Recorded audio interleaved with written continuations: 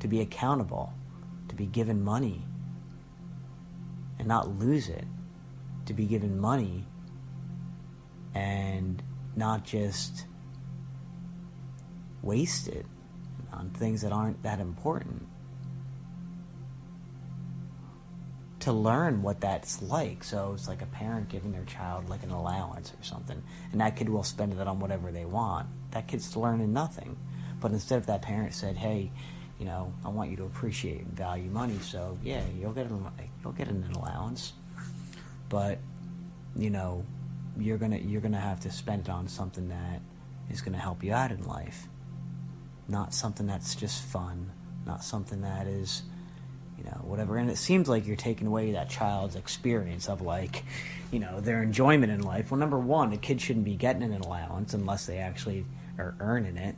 That's my perspective. I don't think kids should be given money. I don't think they value money. So why give them something they don't value? All they're valuing is what they could have and take. Maybe, and all they're valuing is like what they sense. They're valuing maybe it will taste good, maybe it will look good, maybe it will feel good, maybe it will sound good. They're not valuing like any real appreciation. Even with those senses, they're not even valuing their own senses. So it comes, it goes, something to experience. Okay, great, and probably gets old. So this is the idea. It's like, if you were to do something like that for a child, yeah, like how awesome would that be for that kid to not only be able to get money, not only be able to put that towards something, and that thing they're putting towards, they're realizing this could actually help me in my life. Now the parent doesn't have to guide much further than that, except saying we'll have discussions about this. Why is this important, or why can you prove its importance? And let's see if that child can be creative, or maybe the child could try to take advantage, or maybe the child could start to realize like there's value here, or is there importance here, or is a kid just not caring about it and just maybe humoring the parent? There's so much that could be involved in such a simple idea. And the whole point here is, so like, let's say the kid does take it all serious, whatever it is, right? Let's just say most kids don't take it serious. And I'm not belittling kids, I'm just saying the general consensus of children. That's something that has to be worked upon. Kids aren't going to naturally, want to learn. They're not going to naturally be like, oh, I want to really be mindful. I want to be intuitive. I want to experience this, and they wouldn't even know what that even means. Most kids need that. They need that interaction. They need that guidance. It needs to kind of unfold. And it's how all that is done, because if it's pushed into their face, they're most likely going to reject it or not going to care about it. If it's done in a way that's supporting some enjoyable factor to it, and it's tied into it as a side piece, this is what we're learning, even though you don't even have to mention it, it's just learned. That's learning. That's real learning right there. So good job, parents, if you're going in that direction. But the idea here is, even if the kid was to take all that stuff serious, just saying, if they did,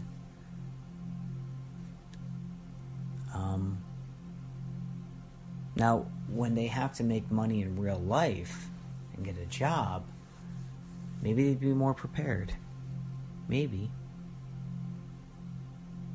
Depends on other influences that they've had that help them to shape their idea of money, their idea of saving it, their idea of contributing towards to make more, their idea of spending it carefully, their idea of what's good, how could I just waste it for fun, and is that okay? And not to develop any fears or anxiety. So this is a very careful approach, with not really strict boundaries, but with healthy boundaries. And the reality is, let's say none of that existed, right? That kid is most likely not going to be able to manage their own money, most likely will spend it frivolously, most likely will not take it that serious, most likely will use it as an object instead of using it as something that needs to be respected.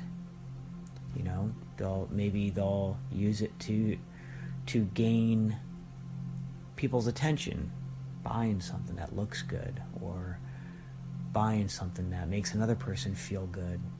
And in return, it makes them feel good. Buying something that isn't even that important. And therefore learning this idea that, you know, money isn't really that, not that it's not important, but it's like there's really no experiential value to money except just ideas. And most likely maybe ideas they never really even paid attention to or cared about because they never actually made it on their own. So you could see why people would spend money quite frivolously, quite, you know, without much of a concern. And also be the type that asks for things. And also be the type that, you know, takes advantage of people because they don't value that other people took their time to make money. They don't value that. If they can't value it, you have to understand, it's when you don't have experiences that shape your values, the only thing you could do to have that value that was never shaped based off that experience is possibly having a value that's shaped off creating a thought that's similar to that experience. And that's all you get. All you get is that ability to maybe have thought that's relevant or similar to that experience that you possibly could have had. But they're still not the exact same thing. Because it's one thing to experience it, and it's another thing to just think about it.